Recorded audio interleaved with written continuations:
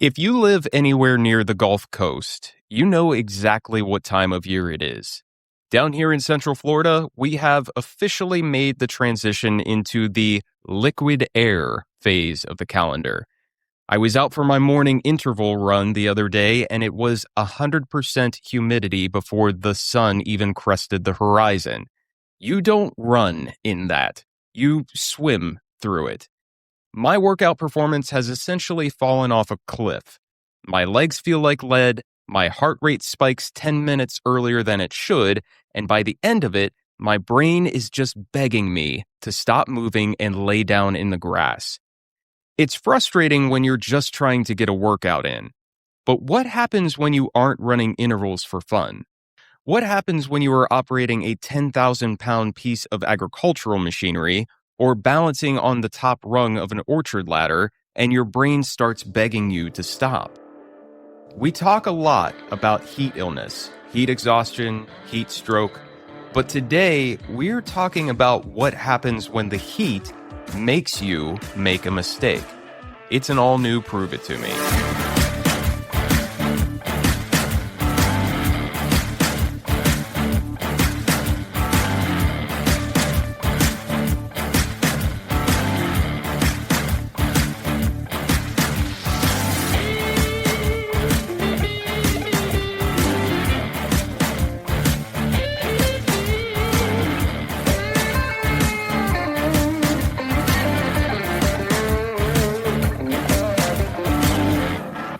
Welcome back to Prove It To Me. I'm your host, Dr. Matt Law. We have a fantastic topic today that blends environmental hazards with physical trauma. I was flipping through the April 2026 issue of the Professional Safety Journal again. It's low-hanging fruit for study finds in the safety world. In their Safety Matters section, they ran a short brief titled, Study Finds Increase in Traumatic Injuries for Farmers in Extreme Heat. Now, once again, trade journals have a tough job when it comes to stuff like this. They take a highly technical 15-page academic paper and distill it down to a single paragraph that you can read while you're waiting for your coffee to brew. PSJ does a great job of flagging these studies so nerds like me can go find the full text. But because of that word count limit, sometimes the core narrative of this study gets slightly skewed. The PSJ summary correctly noted that a South Korean study found high heat increases the rate of traumatic injuries for agricultural workers. They noted the specific temperature brackets and the massive spike in injuries. But then the summary pivoted. It stated, one factor that could make high temperatures more dangerous is that heat increases pesticide evaporation, and when this happens in combination with increased sweat, PPE is less effective and chemicals are more likely to be absorbed through the skin. Now, chemical absorption is a real hazard. But when I pulled the actual study, published in the journal Safety and Health at Work by researcher Sungyeon Cho, I realized the media summary hyper-focused on pesticides, while the actual data was screaming about something much more violent: tractors, cultivators, and falling from heights. Today, we are going to look at the real data, examine why heat directly increases the likelihood of physical trauma, break down the limitations of South Korean agricultural data, and pull out the practical takeaways for your occupational safety programs. Let's get to it. The study is titled Heat and Harm: The Effect of Temperature on Severe Agricultural Trauma in South Korea. The author used a fixed effects panel regression model, pulling data from the 2016 to 2021 Community-Based Severe Trauma Survey, and merged it with daily meteorological records.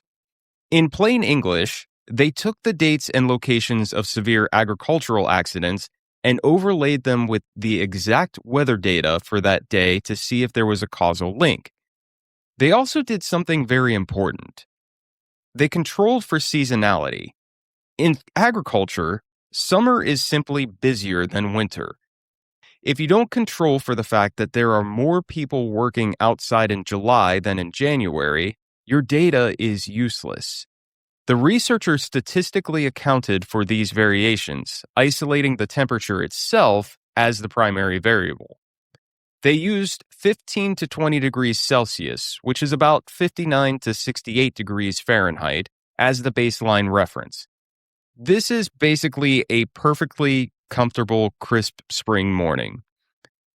Here is what happens when the temperature goes up. When the heat rose to between 68 and 77 degrees Fahrenheit, there were 40% more severe traumatic injuries. When it rose to between 77 and 86 degrees Fahrenheit, injuries spiked by 60%. And when the temperature crossed 30 degrees Celsius, which is just 86 degrees Fahrenheit, the incidence of severe agricultural trauma surged by 200%. 200%. Daggone it, folks. At 87 degrees, the hazard landscape doesn't just shift, it completely multiplies. Now, let's address the disconnect between the PSJ summary and the actual study. PSJ highlighted pesticide evaporation and dermal absorption through sweaty PPE. That is absolutely a factor in agricultural health. But when you look at the abstract of the study, the author explicitly calls out the mechanisms of this severe trauma: cultivator and tractor incidents, as well as falls from heights.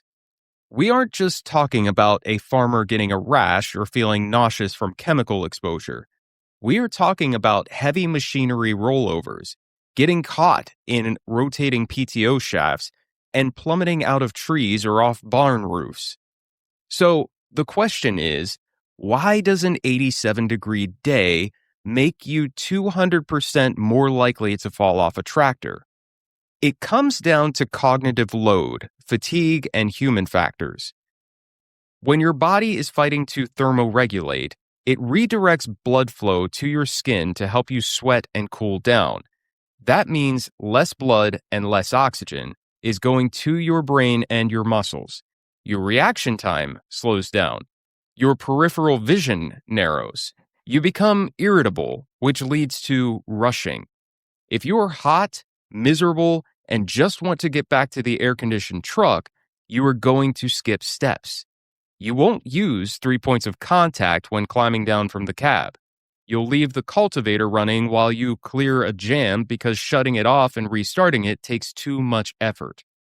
Furthermore, let's talk about the physical realities of sweat. Safety glasses fog up, destroying your depth perception and visual acuity. Your hands get slick, meaning your grip on a steering wheel, a ladder rung, or a hand tool is compromised. Heat doesn't just cause heat stroke. Heat is a massive catalyst for human error. And in agriculture, human error usually involves thousands of pounds of spinning steel. The data is compelling, and the 200% spike is a fantastic data point to take to your operations managers to justify heat stress interventions. But as always on this podcast, we have to look at the limitations. We cannot take a study conducted on another continent and map it one-to-one onto American industry without some critical caveats. Number one, the agricultural context. This study was conducted in South Korea. The agricultural landscape there is drastically different from the massive industrialized corporate farming operations in the American Midwest or the Central Valley of California. South Korea has a high density of smallholder farms, rice paddies, and mountainous terrain. The machinery used is often smaller, like walk-behind cultivators, which present entirely different rollover and entanglement hazards than a massive enclosed air-conditioned John Deere combine used in Iowa. You cannot assume that an American wheat farmer in an enclosed cab faces the exact same 200% risk spike as a South Korean farmer walking behind a tiller. Number two, the demographics. Farming in South Korea, much like the US, is an aging profession. But the demographic skew is severe. A large portion of their agricultural workforce is elderly. As we age, our body's ability to thermoregulate decreases. Older workers are far more susceptible to the cognitive and physical degradation caused by heat. If your workforce is primarily 25-year-old laborers, their physiological response to 86 degrees is going to look different than a 70-year-old's response. The study captures the reality of the South Korean workforce, but you have to calibrate those findings to your own employee demographics. Number 3, the definition of severe trauma. The researcher used the Community-Based Severe Trauma Survey. This is a specific data set. Often, these types of surveys only capture injuries that result in transport to a major trauma center. This means we are likely missing the middle tier of injuries, the broken fingers, the severe sprains, the concussions that were treated at a local clinic or simply bandaged up at the farmhouse. On the flip side, depending on how the survey is structured, it might also miss fatalities that occurred instantly on the scene if they bypass the hospital trauma registry and go straight to a coroner. We are looking at a very specific slice of the injury pie. So, how do we use this?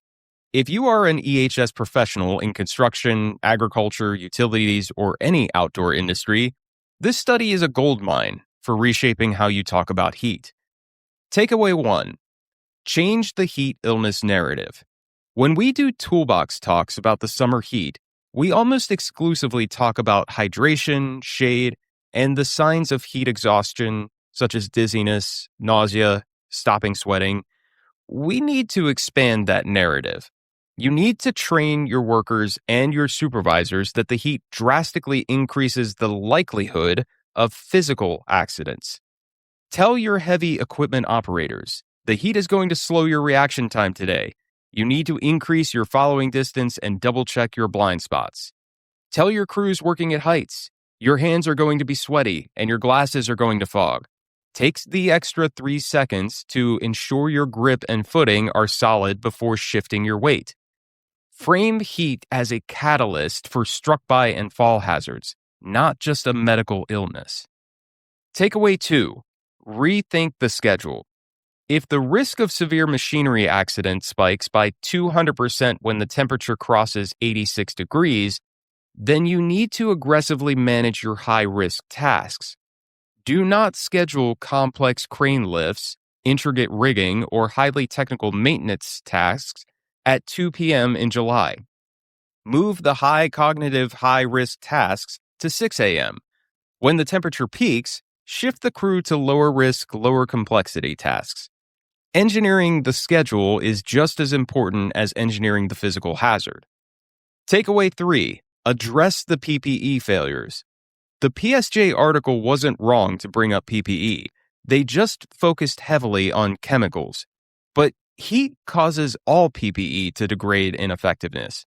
If a worker's safety glasses are completely fogged over because of the humidity, they are functionally blind. They are going to take the glasses off, exposing their eyes, or they're going to leave them on and trip over a pallet. Invest in high-quality anti-fog eyewear. Provide sweatbands to keep the stinging sweat out of their eyes.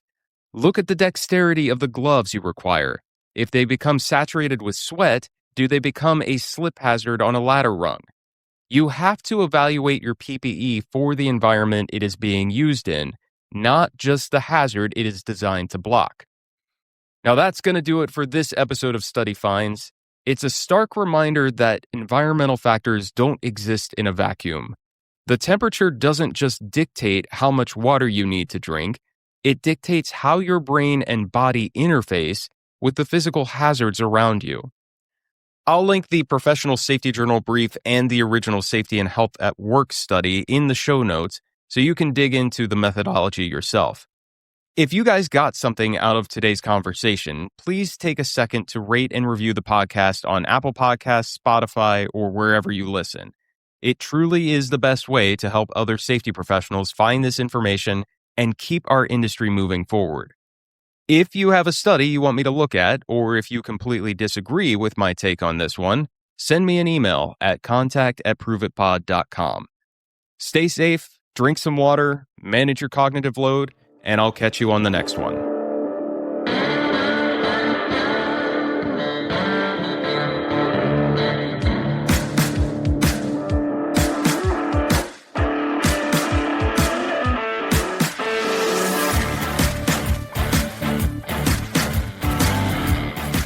Prove It To Me is produced by me, Matt Law. Original music by Wes London. You can find this podcast on Podbean, Apple Podcasts, Spotify, YouTube, Amazon Music, and iHeartRadio. Like what you've heard so far? Please like, subscribe, and follow wherever you get your podcasts. And leave a 5-star review on Apple Podcasts. Got questions about what we talked about or research that you want to share? Send an email to contact@proveitpod.com. The views and opinions expressed in this podcast are those of the host and its guests and do not necessarily represent the official position, opinion, or strategies of their employers or companies. Examples of research and data analysis discussed within this podcast are only examples. They should not be utilized in the real world as the only solution available, as they are based on very limited, often single use case, and sometimes dated information. Assumptions made within this discussion about research and data analyses are not necessarily representative of the position of the host, the guests, or their employers or companies. No part of this podcast may be reproduced, stored in a retrieval system, or transmitted in any form or by any means, mechanical, electronic, recording, or otherwise, without prior written permission of the creator of the podcast. The presentation of the content by the guests does not necessarily constitute an active endorsement of the content by the host.